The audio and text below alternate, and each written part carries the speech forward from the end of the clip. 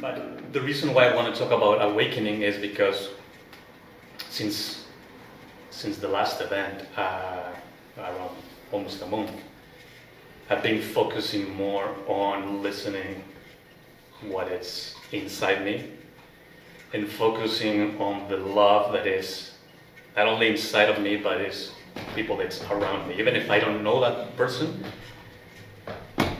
I just send that piece of love from my heart, and all of a sudden I've been connecting with people that I never imagined that I will be connecting.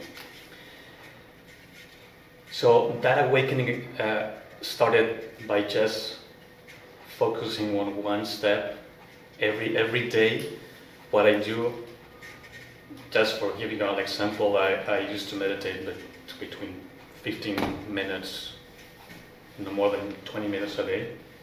And one day in one of my meditations, I just felt that I want to go longer.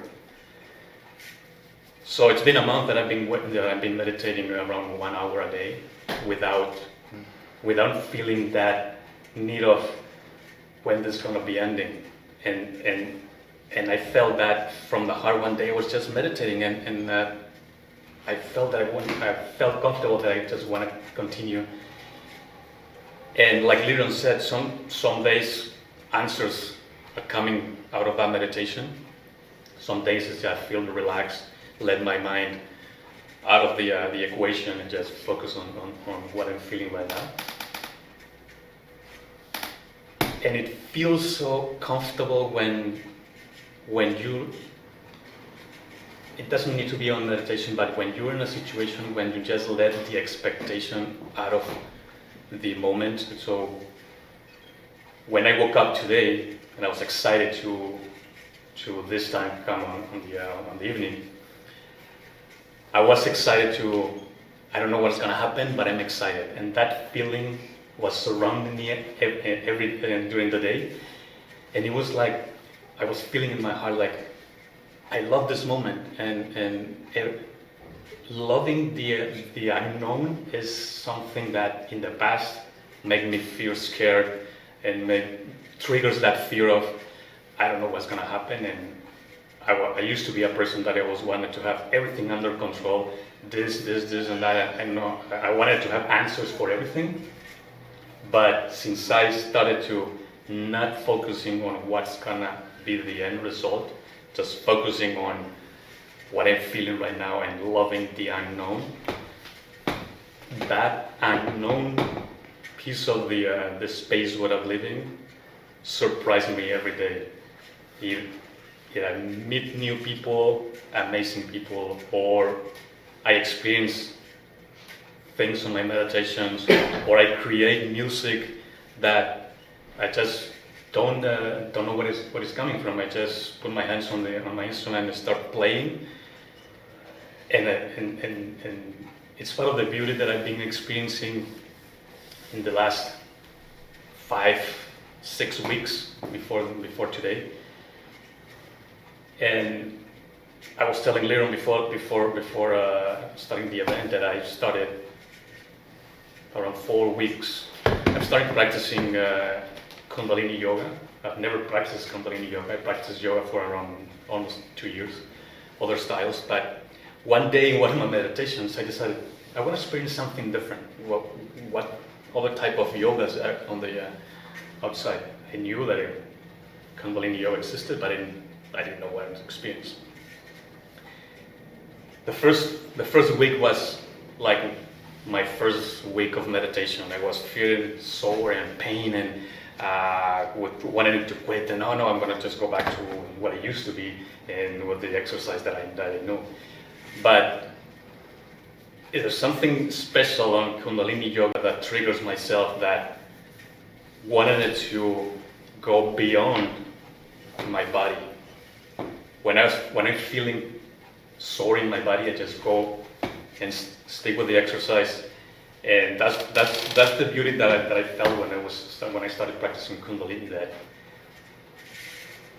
it's not only the physical exercise that I'm experiencing, but it's also the spiritual and the mentally experience that it's pushing something inside of me that there's something more than just the pain on the body. And after 2 weeks of doing it, I felt like I'm progressing. I felt like when I was meditating, I'm feeling less and less stress with those thoughts coming in and not letting me focus on my meditation.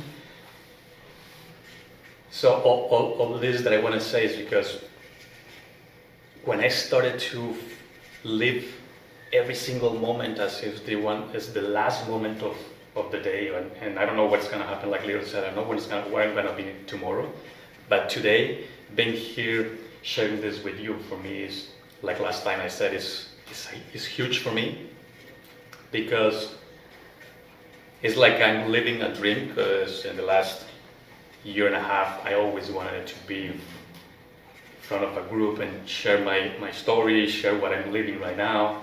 And when I start realizing that I have everything to be happy, I have everything to live the life that I want, is when I started to realize how distracted I was with so many things that society put us in our face to be distracted and to not listen to our heart.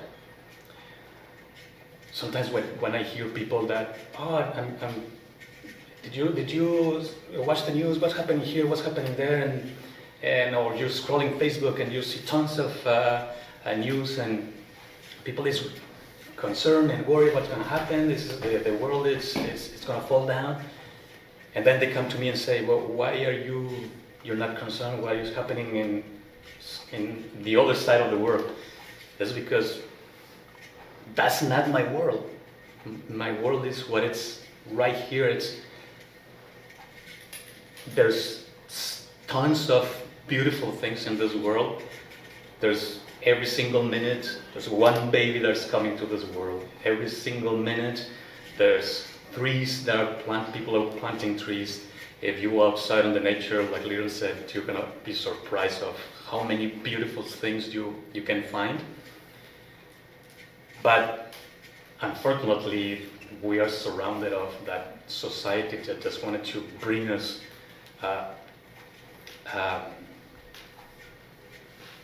the world that it's not real inside of you. And each one of you has special gift, and when you start listening to that voice inside, either on meditation or just being in silence and take a deep breath and listen to that inner voice, you find what are those gifts, what are those talents that you want to share with the world outside, starting with you.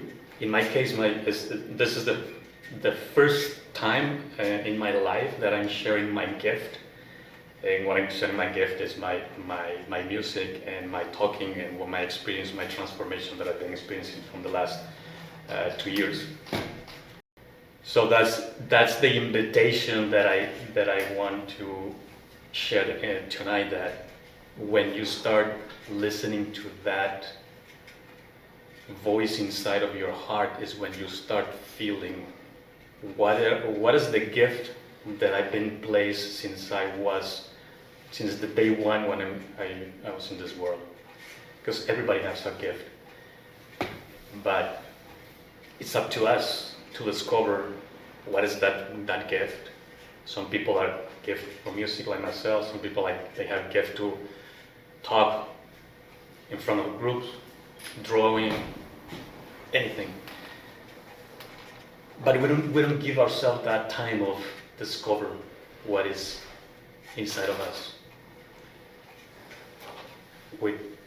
We are in a cage sometimes, because there's, depending on the stories we have, there's limiting beliefs that are always going to be surrounding us.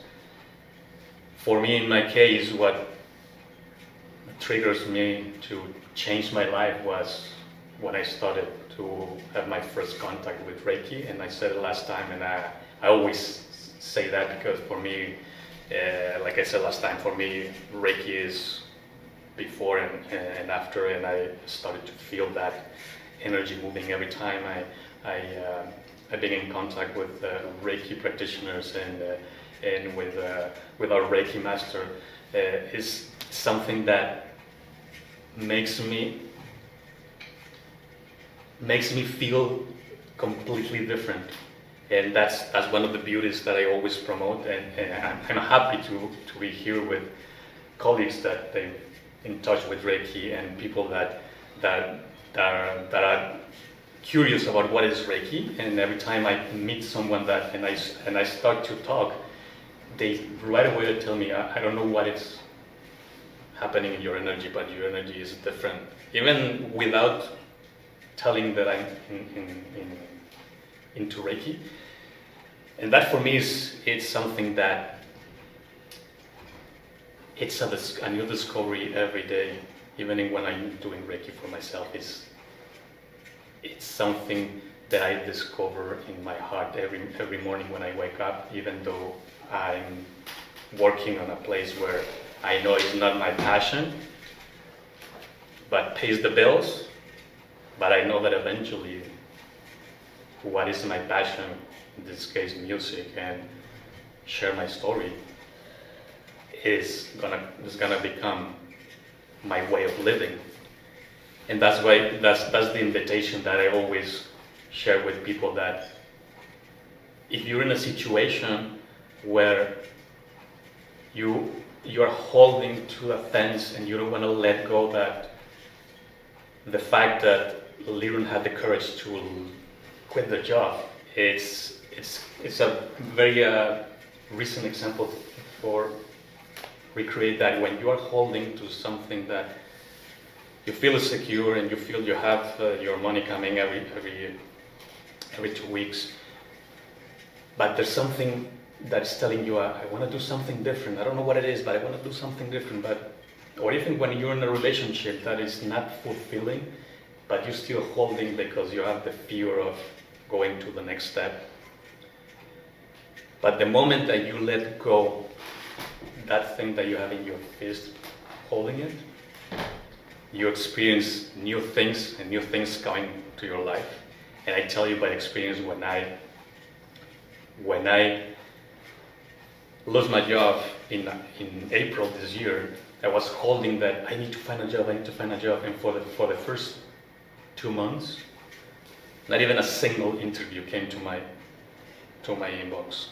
But when I started to we'll let go and focus on what I'm passionate, all of a sudden the recruiters start coming in and just I want to see your experience, blah blah blah blah. Not that I didn't want to have a job, but all this to say that when you're in a situation when you're holding it so hard in your hands and you're not letting the bird fly, from my experience, you start losing or missing beautiful things on the other side. And when you know that you can let go, that open that hand and let go what is holding you, and you move to the other side. In between is going to be anxiety for sure, because we don't know what's going to happen there on the other side. But the moment that you take a deep breath and then just focus on what the GPS is telling you, okay, this is my next step. This is what I did when I started to increase my timing on meditation. Is just, okay, what is my next step? So I just went along. So that's basically the again, I'm saying the invitation because everything here is an invitation.